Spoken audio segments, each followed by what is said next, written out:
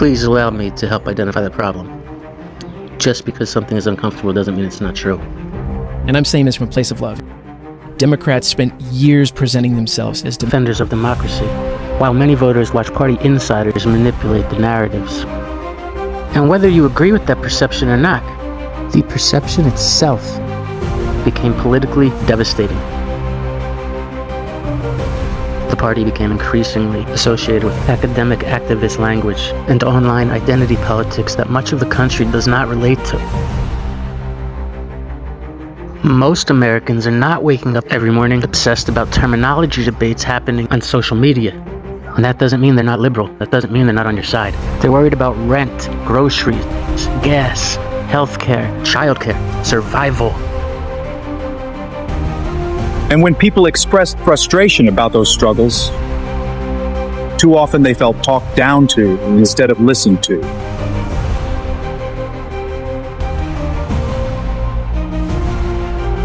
You'd think that after losing major chunks of the working class, you'd think that Democrats would spend more time figuring out why those voters walked away. But somehow the party keeps doubling down on the exact messaging and strategies that helped create the backlash in the first place. Democratic leadership still acts like every criticism comes from ignorance, instead of recognizing millions of Americans genuinely feel abandoned. And every time someone tries to point this out, they get labeled as dangerous, disloyal, privileged, or secretly right-wing. And the problem is, voters notice when dissent inside a party gets treated like heresy. Meanwhile, Democrats kept celebrating economic statistics while millions of Americans felt their actual quality of life getting worse. Did you know Americans now carry record levels of credit card debt? But sure, tell them the economy is thriving. So what can Democrats actually do about this? Listen more, lecture less, stop confusing criticism with betrayal. And maybe start building trust with people who feel politically homeless, instead of assuming fear alone will keep voters loyal. Because uncomfortable conversations are still better than watching a country continue tearing itself apart. And if Democrats still refuse to learn why they lost, they may discover the next loss is even worse.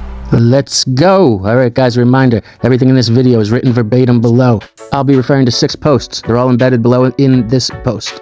Guys, I want to ask you right now to please hit the like button. It helps the algorithm get this out to more people. And please also consider becoming a free or paid subscriber. Anything you can do to help support me goes a long way.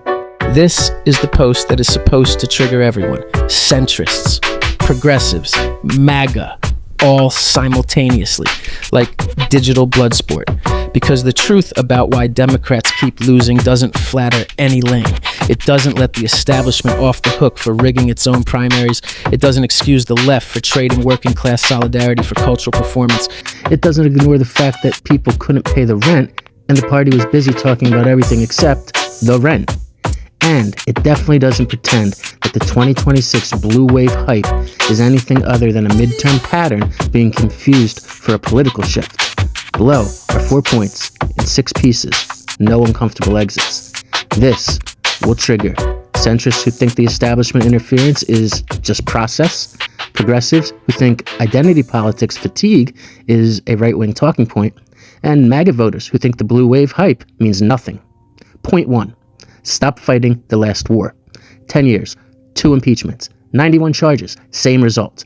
Every time, every scandal, this one is the one that finally ends them. It didn't. It made him stronger. Because you don't beat a showman by producing more episodes. The establishment's strategy has never been to win. It's been to perform opposition.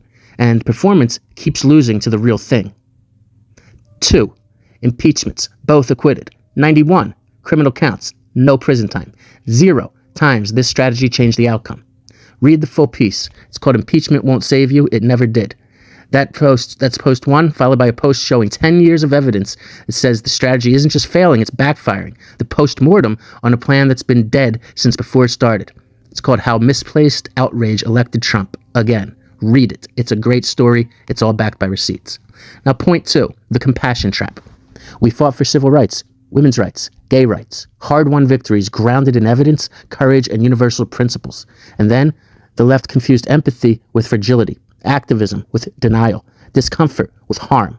Working class voters, black, white, Latino, watched everyday crises get met with moral lectures. They walked, and the right laughed all the way to the ballot box. Another Ryan Smith famous quote, "Empathy without honesty is abdication, not kindness." Somewhere along the way, we got drunk on our own compassion and started confusing kindness with cowardice. This is a quote from my post, which is a liberal diagnosis, not a right-wing attack. It's how empathy without honesty is breaking the movement from the inside, and why the people who warned about this got canceled before they got proven right. Read more. It's called The Left's Reality Crisis, Why Good Intentions Are Backfiring Everywhere. You guys would take a midway pause to once again ask you, if you haven't already, please like this post, share it, and please consider becoming a free or paid subscriber. Any support you can give goes a long way, and I truly appreciate it. Thank you. Let's move along to point 3. The floor is crumbling. Income inequality isn't some abstract policy debate. It's the connective tissue linking every other crisis. Healthcare costs, housing instability, institutional collapse, the rage that fills the vacuum when people can't afford to live. The federal minimum wage hasn't moved since 2009. Both parties know it, never touched it. That's not a failure of policy, it's a bipartisan strategy. Democrats talk about corporate capture, then cash the checks from corporations and call it pragmatism. Republicans worship free markets like scripture and call it freedom. Everyone else pays the real price. That's a quote from my post that I'm about to talk about. Real quick, some stats. 0.49. The U.S. Gini coefficient among worst in developed world. 2009, last time the federal minimum wage was moved. 5 times. That's the number of times we missed the historical wage cycle raises. And my post, income inequality in 2026. The floor is crumbling. Stop pretending income inequality is a personality flaw or a policy footnote. It's the engine driving every toxic thing in this country. Distrust, division, rage. The slow motion collapse of basic decency. Part 4. The wave that isn't. Every Tuesday after a special election, the same ritual plays out. A Democrat overperforms, cable news lights up by Wednesday morning, wave is everywhere. The numbers are real. The conclusion people are drawing from them, that's where this goes sideways. The president's party loses seats in 18 of the last 20 midterms. That's not a blue wave, that's a pattern. Democrats benefit from backlash. Republicans benefit from the map. Neither has solved the underlying problem. And while everyone debates the wave, someone is redrawing the map itself. From my post that I'll talk about in a minute, here's a quote. A volatile electorate reacting to 2 broken brands is not the same thing as one brand winning. That's from my Narrative versus Reality issue. 2026 blue wave narrative is breaking. Special elections look strong for Democrats. Historical turnout and the structural map tell a very different story. Data over drama and the deeper structural threat hiding behind the blue wave narrative, they changed the rules mid-game and called it democracy. This is what I wrote about what Virginia's doing. Virginia just overturned its own independent redistricting commission with a 51-49 vote 6 years after 66% of voters created it.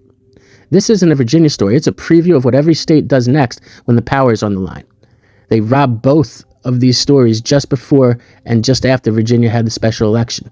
You can read in my post until I learned about what would happen in Virginia is not favorable and how the blue wave confidence is very misplaced. Now we're sitting in the mainstream. This is not just a pattern of my publication. This is data. And let me humbly say that I am always ahead of the curve, evidenced by this week's Virginia State Supreme Court ruling to overturn that vote. Listen, the problem isn't him. Well, he's some of the problem. The problem is the plan. You cannot impeach your way out of a political failure. You cannot indict your way out of a cultural shift. You can't litigate your way out of an election you already lost. And at some point, the question isn't what he did. The question is, what are you going to do differently? This is not left versus right anymore, people. It is us versus the power structure. And most Americans want the same things. Don't be fooled by what you see on the internet. They're just being separated by noise that's been designed to keep us apart. If this hits different, share it with someone who needs the other half of the story, because this has links to 6 posts that I've written before this one that all speak about this in more detail. Thank you. I'm Ryan Smith. Stay uncomfortable.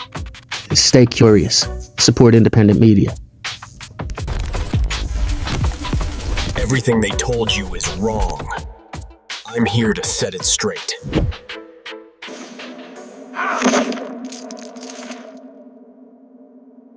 Please don't forget, like, restack, comment, subscribe.